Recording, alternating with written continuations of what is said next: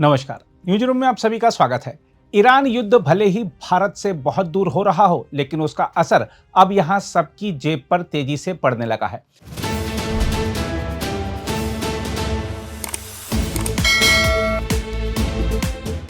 हम आपको बता दें कि वैश्विक तेल कीमतों में उछाल के कारण विमानन टरबाइन ईंधन यानी एटीएफ की कीमतों में आज भारी वृद्धि की गई है।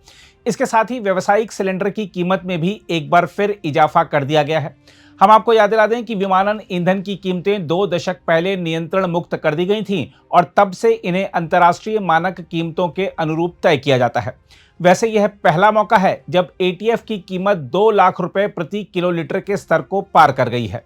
हम आपको बता दें कि ईंधन की कीमतों में यह उछाल विमानन कंपनियों पर अतिरिक्त दबाव डालेगा, क्योंकि कुल परिचालन लागत में ईंधन की हिस्सेदारी करीब 40% रहती है। साथ ही पश्चिम एशिया में युद्ध के कारण कई हवाई मार्ग बंद होने से विमानों को लंबे रास्तों से उड़ान भरनी पड़ रही है, जिससे ईंधन की खपत भी बढ़ रही है। इसी के साथ 19 किलोग्राम वाले वाणिज्यिक सिलेंडर यानी जो कि होटल और रेस्तरां में इस्तेमाल होते हैं, उनकी कीमत भी 195 रुपये 50 पैसे बढ़ा दी गई है। दिल्ली में अब इसकी कीमत 2078 रुपये 50 पैसे हो गई है। देखा जाए तो पश्चिम एशिया में भड़कती जंग, हॉर्मुज जलडमरू मध्य का बंद होना और वैश्विक तेल आपूर्ति में भारी उथल पुथल ने देश की अर्थव्यवस्था पर सीधा वार किया है। केंद्र सरकार ने हालात की गंभीरता को देखते हुए हवाई ईंधन यानी एटीएफ की कीमतों में संभावित भारी बढ़ोतरी पर लगाम लगाने की कोशिश जरूर की है, लेकिन इसके बावजूद संकट की आंच अब हर क्षेत्र तक पहुंचती दिख रही है। केंद्र सरकार ने साफ किया है कि अंतर्राष्ट्रीय हालात के चलते एटीएफ की कीमतों में 1 अप्रैल को 100% से ज्यादा की बढ़ोतरी हो सकती थी, लेकिन घरेलू यात्रियों को राहत देने के लिए इस बढ़ोतरी को केवल 25% तक सीमित रखा गया, यानी लगभग 15 रुपए प्रति लीटर की बढ़ोतरी कर इसे चरणबद्ध तरीके से लागू किया गया।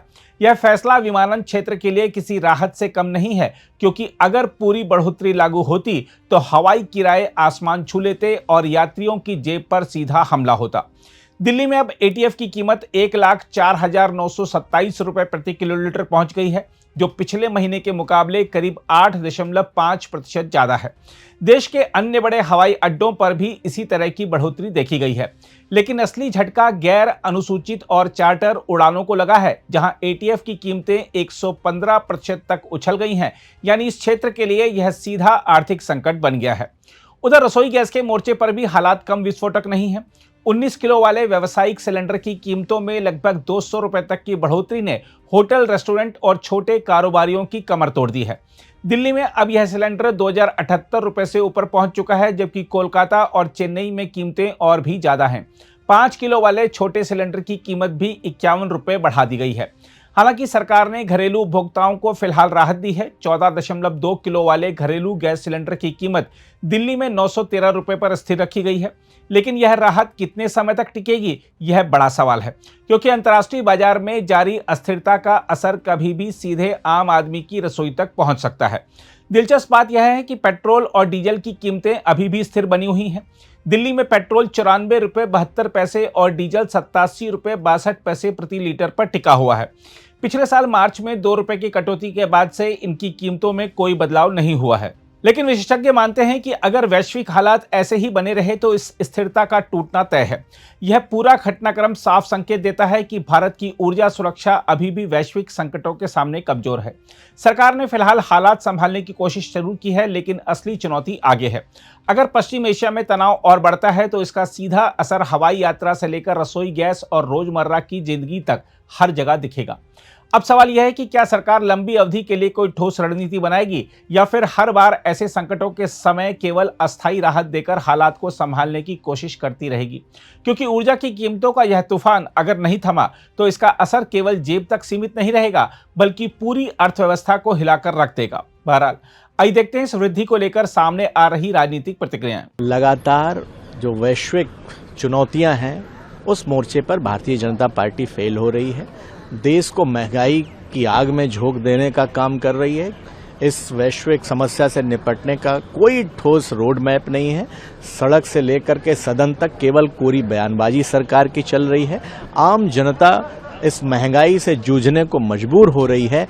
एलपीजी की कमर्शियल पहले भी आपने कीमत बढ़ाई थी, फिर बढ़ाई, फ्यूल की, एयर एविएशन में भी कीमतें बढ़ रही हैं, किराया बढ़ेगा आगे आने वाले दिनों में और महंगाई बढ़ने जा रही है, जिससे आम जनमानस को त्रासदी झेलनी पड़ेगी। बीजेपी मौज में रहेगी। देखिए, अभी तक जनता की जो जरूरत की चीजें हैं वो सप्लाई है और घरेलू सिलेंडर में या गैस में किसी प्रकार का कोई वृद्धि नहीं है, लेकिन जो कॉमर्शियल गैस है उसमें भी आंशिक ही कहेंगे हम इसको, क्योंकि पूरी दुनिया में जिस प्रकार से गैस के मूल्यों में और पेट्रोल डीजल के मूल्यों में कई गुना वृद्धि हुई है, भारत में अभी उसका जो दुष्प्रभाव होना चाहिए वो दिखाई नहीं पड़ रहा है, क्योंकि यहाँ की जनता के प्रति जवाबदेही का भाव लेते हुए केंद्र सरकार ने बहुत सारे नियोजन किए हैं कि सप्लाई व्यवस्था ना बाधित हो और जो मूल्य है वो एकदम से बढ़ने ना पाए।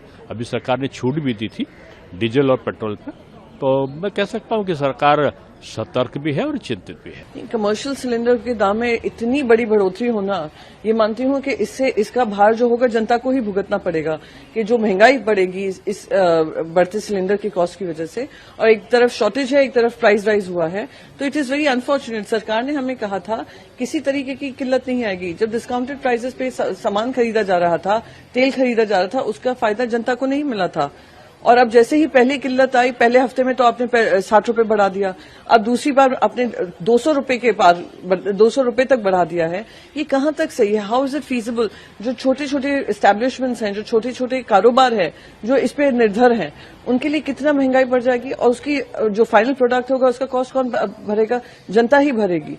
तो जनता को कुशन करने की बजाय उन पे पूरी महंगाई की मार आप डाले जा रहे हो, ये बहुत ही दुर्भाग्यपूर्ण है। अभी कुछ दिन पहले ही बड़ा सेलिब्रेशन चल रहा था कि हमने एक्साइज ड्यूटी काट दी, और मैं आपको अभी लिखकर दे रही हूं, एक्साइज ड्यूटी जैसे ही चुनाव खत्म होंगे 29 अप्रैल को, ये फिर से एक्साइज ड्यूटी लगा देंगे। अगर आप भी लेना चाहते हैं देश दुनिया की तमाम जानकारी, तो आज ही सब्सक्राइब करें हमारे चैनल को। साथ ही नीचे दिए बेल आइकन को जरूर दबाएं ताकि हर अपडेट आप तक पहुंच सके।